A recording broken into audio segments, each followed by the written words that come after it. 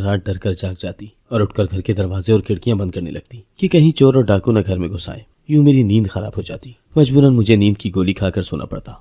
जब सुबह घर से बाहर निकलता तो हर मर्द आकर मेरी जेब में पैसे डाल जाता और कहता तुम्हारा उधार रह गया था। मैं बहुत हैरान होता कि मेरा कौन सा उधार है। एक दिन दरवाजे पर फकीर आया और जो ही मैंने उसे पैसे थमाए उल्टा वो मेरे मुंह पर थूक कर चला गया और बोला तू तो है ही बेगैरत, मैं हराम के पैसे नहीं लेता। मुझे कुछ शक सा हुआ। इसी बेचैनी में मैं सारी रात जागता रहा और नींद की गोली खाना भी भूल गया। मेरी बीवी समझी कि मैं नींद की गोली खाकर सो गया हूँ। थोड़ी देर बाद मेरे पैरों तले से ये देखकर जमीन निकल गई कि मेरी बीवी और पूरे 40।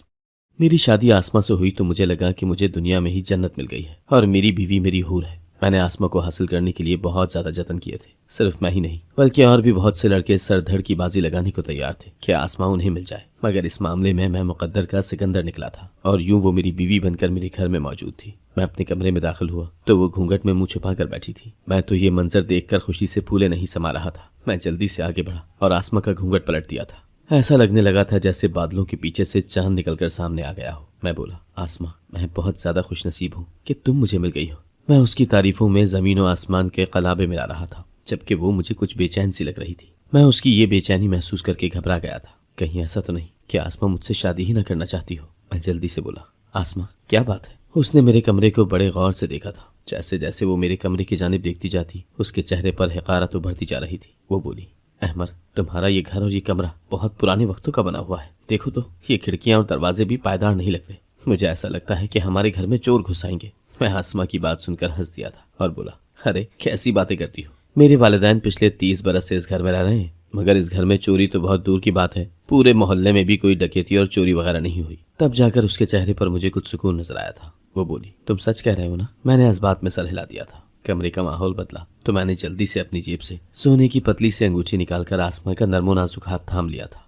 मैंने वो अंगूठी पहनाई तो वो मुस्कुराकर बोली इस अंगूठी का डिजाइन बहुत खूबसूरत है। मेरे दिल को कुछ तसल्ली हुई थी। यूं हम दोनों की शादीशुदा जिंदगी का आगाज हो चुका था। मैं वैसे तो बड़ा सख्त मिजाज मर्द था, मगर आसमा के सामने मैं खुद को बहुत कम महसूस किया करता था, क्योंकि मैं गरीब इंसान था, जबकि आसमा के लिए बहुत से अमीर घरों के रिश्ते भी आए थे। मगर ऐसे में उसने मुझे कभी भी नीचा दिखाने की कोशिश नहीं की थी। उल्टा वो मुझसे कहती कि मैं आपके साथ ज्यादा खुश हूँ। शायद मेरी शादी किसी और मर्द से हो जाती तो मैं इतनी खुश न रहती। न जाने मेरी किस्मत ऐसी क्यों थी कि मैं जिस भी चीज पर हाथ डालता वो मट्टी हो जाती थी। अम्मी ने अपनी जिंदगी के आखिरी अय्याम में अपने किसी जानने वाले की मिन्नत समाजत करके मुझे वर्कशॉप में डलवा दिया था। यहाँ मेरी तनख्वाह वाजिबी सी थी। इस तनख्वाह में सिर्फ हमारी जरूरतें ही पूरी होती थी, ख्वाहिश तो कभी पूरी हुई ही नहीं थी। खैर, मेरी शादी को 2 माह गुजर चुके थे। ये अरसा बहुत अच्छे तरीके से गुजरा था और इसकी सबसे बड़ी वजह यह थी कि इस दौरान एक बार भी आसमा की वालदा उससे मिलने नहीं आई थी। मेरी अम्मी ने शादी से कबल ही कह दिया था कि अहमद, अगर तू चाहता है कि तू और तेरी बीवी हंसी खुशी जिंदगी गुजारे तो आसमा की वालदा से ज्यादा मेल जोल मत रखना, क्योंकि वो ठीक औरत नहीं है। ये सब बातें मैं पहले भी बहुत से लोगों से सुन चुका था, इसीलिए मुझे भी इस बात पर यकीन था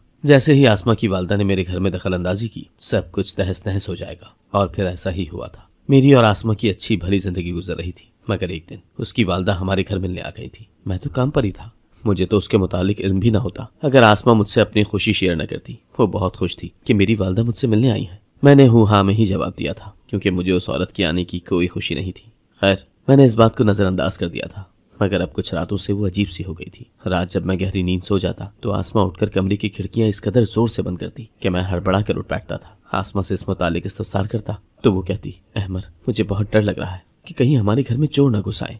मैं आसमा का हाथ पकड़कर बड़ी लजाजत से कहता देखो यार, हमारे घर में ऐसे भी कौन से हीरे जवाहरात मौजूद हैं जिन्हें खोने से तुम डर रही हो। चोर भी किसी के घर आने से पहले पूरी तहकीक करते हैं। उन्हें जब पता चलेगा कि हमारे घर में तो एक वक्त का इजाफी खाना भी मौजूद नहीं है तो वो इधर का रुख नहीं करेंगे। आसमा मेरी बात समझकर जरा तसल्ली में हो जाती और सो जाती, मगर उसका ये डर दिन ब दिन बढ़ने लगा था। वो हर रात उठकर घर के सभी दरवाजे और खिड़कियां बंद करने लगती थी। हर रात मेरी नींद खराब हो जाती। मैं सारी बात समझ गया था। आसमा को उस दिन से ये डर लगने लगा था जब से उसकी अम्मी ने मेरे घर में कदम रखे थे। जाहिर सी बात थी, उसने ही ये खौफ अपनी बेटी के दिल में डाला था ताकि उसकी आसमा ये सोचकर वापस उसके पास चली जाए कि इस घर में तो चोरों का खतरा है, ये घर मुझे अमान फराहम नहीं कर सकता। इसीलिए जिस कदर मुमकिन होता मैं आसमा का खौफ दूर करने की कोशिश करता था। मुझे उसकी इस हरकत से अब बहुत कोफ्त होने लगी थी, क्योंकि मैं भी सारा दिन काम में बहुत थक जाया करता था। अब जब रात की नींद भी खराब होने लगी तो मेरे जिस्म पर बहुत ज्यादा नकाहत तारी हो गई थी। मैं जान गया था कि मेरे लाख बहलावों के बावजूद भी आसमा को तसल्ली नहीं होती, वो यूं ही मुझे तंग करती रहेगी।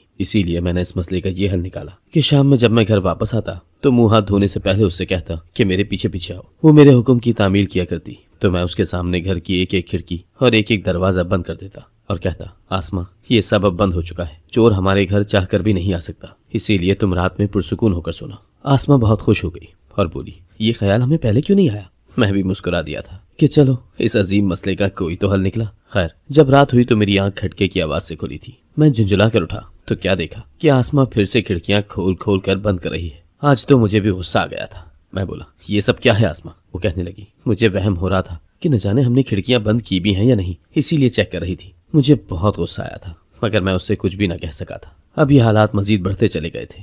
तंग आकर मैं नींद की गोलियां खाने लगा था। मैं जानता हूँ कि खुद को नींद की गोलियों को आदी बनाना बिल्कुल भी दुरुस्त बात नहीं है, मगर मैं भी क्या करता, मेरी मजबूरी बन चुकी थी। हर रात जागने की वजह से मेरे सर में मुसलसल दर्द रहने लगा था। आज रात जब मैं गोली खाकर सोया तो मेरी आंख दिन चढ़े ही खुली थी। मैं बहुत खुश हुआ था कि चलो मेरी नींद तो पूरी हुई। मैंने आसमा से पूछा, क्या रात में भी तुमने खिड़कियां चेक की थी। उसने इस बात में सर हिला दिया था। मैं चुप कर गया। मैंने दिल में ठान ली थी कि अब मैं हर रात नींद की गोलियों का ही सहारा लिया करूंगा। खैर इस अमल को एक हफ्ता गुजर गया था। मैंने महसूस किया था कि मेरे मोहल्ले के लोगों का रवैया मुझसे एकदम से अच्छा हो गया था। मैं बड़ा हैरान हुआ कि आखिर माजरा क्या है। मैंने इस बात का जिक्र आसमा से किया तो वो बहुत खुश हुई थी। कहने लगी, मेरा तो यही दिल चाहता है कि दुनिया जहाँ के लोग आपके सामने ताजीमन झुके रहे। मैं हंस दिया और बोला, आसमा बीबी, जिस मर्द की जेब खाली होती है ना, लोग उसकी इज्जत नहीं करते। मेरी बात सुनकर उसने हाथ उठाकर दुआ की, या अल्लाह मेरे शौहर की जेब भर दे। मैं हंस दिया था क्योंकि ऐसी बहुत सी दुआएं मेरे लिए मेरी माँ भी करती रही है जो आज तक कबूल ना हुई थी। मुझे उसकी दुआ की कबूलियत पर भी यकीन नहीं था। खैर जब शाम हुई तो मैं घर से बाहर निकला। मेरा एक पड़ोसी जो मुझे देखते ही रास्ता बदल लिया करता था कि कहीं मैं उससे उधार ही न मांग लूं, आज वो मेरी जानिब देखकर जल्दी से मेरी तरफ बढ़ाया था। उसने आते ही मेरी जेब में पैसे डाल दिए थे और मुस्कुरा कर बोला, ये आपके हुए। मुझे उसकी यह हरकत बहुत बुरी लगी थी। शायद वो मुझे मुस्तहिक समझकर अपना सदका मेरी जेब में डाल गया था। मैंने अपने गुस्से पर काबू किया और बोला, मैं ये पैसे नहीं ले सकता। वो बोला, यार तुम अपने पैसे मुझसे ले लोगे तो मेरे सर से बहुत भारी बोझ सरक जाएगा। मैं पहले भी तुम्हें देखकर रास्ता बदलने पर मजबूर हो जाता था कि कहीं तुम मुझसे अपने पैसों का तकाजा ही न कर लो। ऐसे में मैं क्या करता। मैं उस आदमी की बात सुनकर मजीद उलझ गया था। मैं बोला, मैंने तो कभी 1 रुपया भी आपको नहीं दिया। फिर आप कौन से पैसों की बात कर रहे हैं। वो आदमी कहने लगा, दरअसल चंद बरस पहले मैंने आपसे उधार लिया था, वो अब लौटा रहा हूँ। मैं ऐसे कैसे किसी से पैसे ले सकता था जबकि मैंने कभी किसी को उधार दिया ही नहीं था। मैं बोला, अरे भाई साहब क्यों जिद कर रहे हैं, अपने पैसे वापस ले लें। मेरी बात सुनकर वो बहुत ज्यादा परेशान हो गए थे। कहने लगे, उधार वाले शख्स का जनाजा भारी हो जाता है। आप क्यों चाहते हैं कि मेरा जनाजा भारी हो जाए। खुदारा अपनी रकम लेकर मुझे कर्ज के बोझ से आजाद कर दे। मुझे अब भी समझ नहीं आ रहा था कि मैं क्या करूं। मजबूरन मुझे वो पैसे लेने पड़ गए थे। दिल में अजीब किस्म के ख्यालात आ रहे थे मगर मुझे खुशी भी बहुत ज्यादा थी। आगे बढ़कर मैंने वो पैसे गिने तो पूरे 8,000 थे। मैं बेइंतहा खुश हो गया था। ये पैसे मेरे लिए बहुत ज्यादा थे। मौसम बदल रहा था, अब गर्मी महसूस होने लगी थी, मगर ऐसे में भी आसमा सर्दियों के कपड़े पहनकर घर के काम किया करती थी मगर मुझसे कोई गिला नहीं करती थी। मैंने सोचा कि इन पैसों से मैं आसमा के लिए कपड़े ले लेता हूँ। मैंने 3 सूट आसमा के लिए खरीद लिए थे। वापसी पर घर जाते हुए मुर्गी का गोश्त भी ले लिया था। जब घर पहुंचा तो मेरी बीवी ये सब देखकर बहुत खुश हुई थी। उसकी आंखों में आंसू आ गए थे। उसने मुझसे ये इस्तफसार नहीं किया था कि अहमर आपके पास अचानक इतने सारे पैसे कहाँ से आ गए, और मेरे लिए यही काफी था। खैर मैं बहुत ज्यादा मुतमईन हो गया था। अगले दिन काम पर जाने के लिए घर से निकला तो एक और मोहल्लेदार मेरे पास आया और मेरी जेब में पैसे डालकर बोला, भाई साहब ये आपकी अमानत। मैं चौंक गया था। मैं बोला, ये क्या है। उसने इधर उधर देखा और बोला, आपकी अमानत है, आप ये पैसे ले लें। मैं बोला, ऐसे कैसे मैं आपसे ये पैसे ले सकता हूँ। उसने मेरे सामने हाथ जोड़ दिए और बोला, आप ये पैसे नहीं लेंगे तो मैं बहुत ज्यादा परेशान हो जाऊंगा, प्लीज अपनी रकम वसूल कर लें।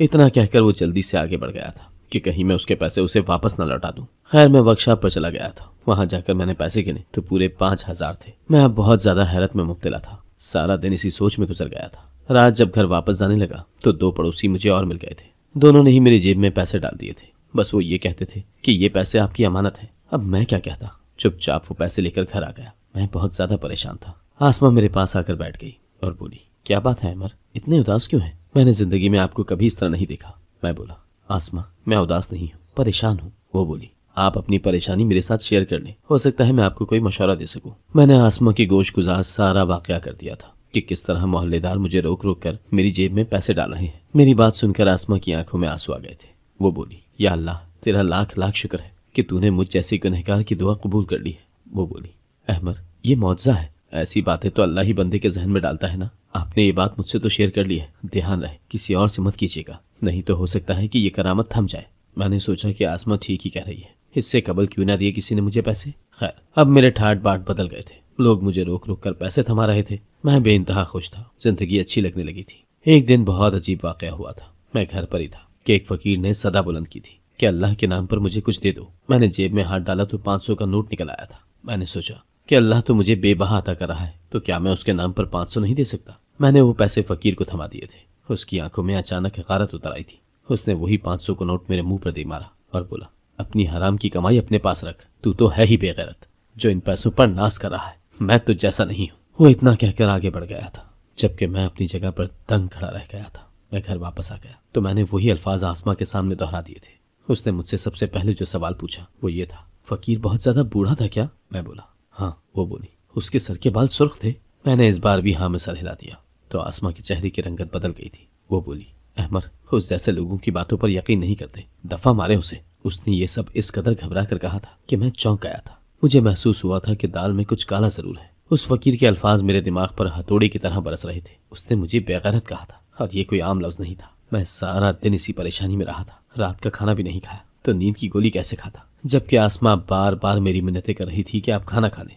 میں بولا، مجھے بہت زیادہ نیند آ رہی، سونے دو مجھے، اور وہ چپ کر گئی۔ میں یوں ہی لیٹا ہوا تھا، اپنی زندگی کے حالات و واقعات کو سوچ رہا تھا، جب اچانک سے آسماں اٹھ کر میرے پاس آ گئی۔ وہ بڑی احتیاط سے قدم اٹھا رہی تھی۔ میں چونک گیا، اس لیے جلدی سے آنکھیں بند کر لی۔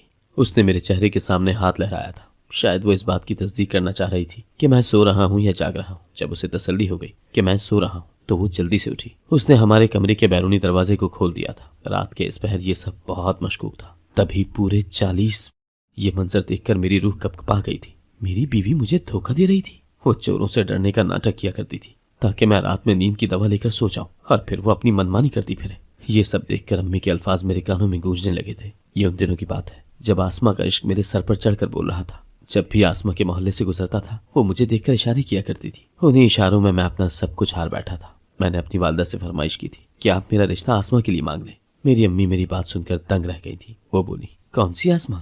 میں بولا، وہ چاچے کریم کی بیٹی۔ میری اس بات پر امی نے اپنا جوتا اتار لیا تھا اور مجھے خوب مارا تھا۔ وہ بولی، تم جانتے ہو نا آسماں کا تعلق کس قدر گندے خاندان سے ہے؟ کوئی بھی ان لوگوں کو عزت کی نگاہ سے نہیں دیکھتا۔ سب سے بڑا فتنہ تو آسماں کی ماں ہے۔ تم نے وہ کہاوت نہیں سنی کیا، جیسی ماں ویسی بیٹی، بیٹی بھی ماں پر ہی گئی ہوگی۔ میں امی کی بات سن کر غصے میں آ گیا تھا۔ میں بولا، امی آپ ایسا کیسے کہہ سکتی ہیں؟ آسماں میری محبت ہے، اگر میری شادی اس سے نہ ہوئی تو میں مر جاؤں گا۔ میرے ابو کا تو بہت عرصہ پہلے ہی انتقال ہو چکا تھا، اب میں ہی تھا جو امی کا سہارا تھا۔ ایسے میں امی مجھے خفا نہیں کرنا چاہتی تھی، مگر پھر بھی انہوں نے مجھے خبردار کر دیا تھا کہ اگر تم اپنا گھر بسانا چاہتے ہو تو اس بات کا خیال رکھنا کہ آسماں اپنی والدہ سے زیادہ میل جول نہ کرے۔ اور شاید جب میں کام پر چلا جاتا تھا تو آسماں کی والدہ اس سے ملنے کے لیے آ جایا کرتی تھی، جبھی تو وہ یہ سب کرنے لگی تھی۔ میں اپنی بیوی کو ہکا بکا دیکھ رہا تھا۔ وہ گڑھے میں بیٹھی ہوئی تھی، اس کے ارد گرد لوگوں کا ہجوم لگا ہوا تھا۔ مجھ میں اتنی ہمت نہیں تھی کہ میں اٹھ کر یہ تماشا ختم کروا سکتا۔ میں تو لوگوں سے نظریں ملانے کے قابل ہی نہیں رہا تھا، اسی لیے یوں ہی لیٹا رہا جیسے میں مر چکا ہوں۔ خیر،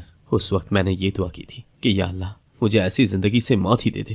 فجر کی اذان گونجی تو میرے کمرے میں ہونے والا ڈرامہ اختتام کو پہنچا تھا۔ سب لوگ اٹھ کر باری باری باہر نکل رہے تھے۔ ان کے جاتے ہی آسماں بھی گھڑے سے نکل آئی تھی۔ اس نے جلدی سے گھڑے پر ویسے ہی ٹائلز وغیرہ رکھ کر اس جگہ کو ہموار کر دیا تھا۔ صبح کا اجالا ہر سو پھیل گیا تو میں آسماں سے کچھ بھی کہے بنا گھر سے نکل گیا تھا۔ مجھے اسی فقیر کی تلاش تھی جس نے مجھے بے غیرت کہا تھا۔ میں گلی کوچوں میں اس کی تلاش میں بھٹکتا رہا تھا اور آخر کار وہ مجھے مل ہی گیا۔ میں اس کے سامنے جا کر رک گیا۔ میں بولا، آپ نے مجھے بے غیرت کہا تھا، میں وجہ جاننا چاہتا ہوں۔ وہ فقیر مسکرا دیا اور بولا، کیا تو وجہ نہیں جانتا؟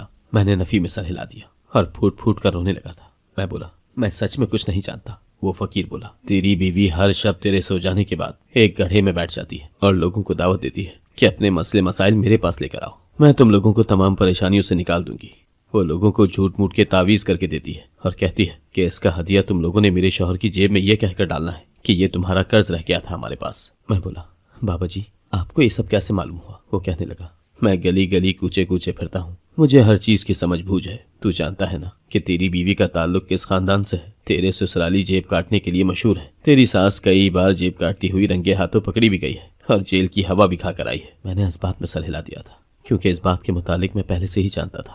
بابا جی کہنے لگے، تیری ساس نہیں چاہتی تھی کہ اس کی بیٹی کی شادی اتنے غریب آدمی سے ہو جائے، لیکن اس کی بیٹی نے ضد کی کہ وہ تیری ہی دلہن بنے گی۔ پھر پتہ ہے کیا ہوا؟ تیری ساس پورے 2 ماہ اپنی بیٹی سے ناراض رہی، مگر پھر ایک دن ملنے آ ہی گئی۔ آسماں نے اپنی غربت کا گلہ کیا تو تیری ساس نے مشورہ دیا کہ میرے ساتھ مل جا، ہم دونوں مل کر لوگوں کی جیبیں کاٹا کریں گے، مگر آسماں نہیں مانی۔ وہ بولی، ایسا کام تو نہ پہلے کبھی کیا تھا اور نہ ہی اب کروں گی، یہ گناہ ہے۔ خیر، آسما کی ماں تو ہے ہی چال باز عورت۔ اس نے آسما سے کہا کہ اگر تو جیبیں کو ترنا نہیں چاہتی تو جھوٹ موٹ کی پیڑنی ہی بن جا، اللہ کا ذکر کرتی رہ اور پیسے کماتی جا۔ آسما اس بات پر رضامند ہو گئی اور یہ کام کرنے لگی۔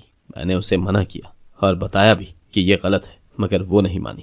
وہ کہتی ہے میں یہ سب اپنے شوہر کے لیے کر رہی ہوں۔ میں بہت پریشان ہو گیا تھا۔ میں نے بابا جی کا شکریہ ادا کیا اور اپنے گھر واپس آ گیا۔ میں نے آتے ہی آسما سے کہا میں جان گیا ہوں کہ تم رات میرے سو جانے کے بعد کیا کرتی ہو۔ میں تم جیسی عورت کو اپنے ساتھ نہیں رکھ سکتا، میں تمہیں طلاق دے دوں گا۔ میری بات سن کر آسما رونے لگی تھی۔ وہ بولی احمر، میں نے یہ سب آپ کی محبت میں ہی کیا ہے، مجھ سے آپ کی غربت دیکھی نہیں جاتی تھی، پلیز مجھے معاف کر دیں۔ میں جانتا ہوں کہ میری بیوی میں کوئی برائی نہیں ہے، وہ میری محبت میں اس گناہ کے راستے پر چلنے لگی تھی۔ میں بولا آسما، یہ جادو وغیرہ تو دین اور دنیا دونوں میں رسوائی کا سبب بنتا ہے، پھر تم نے کیوں رسوائی کو چن لیا؟ وہ روتی جا رہی تھی۔ میں بولا تم میرے ساتھ یہ سب چھوڑ کر غربت بھری زندگی گزار سکتی ہو؟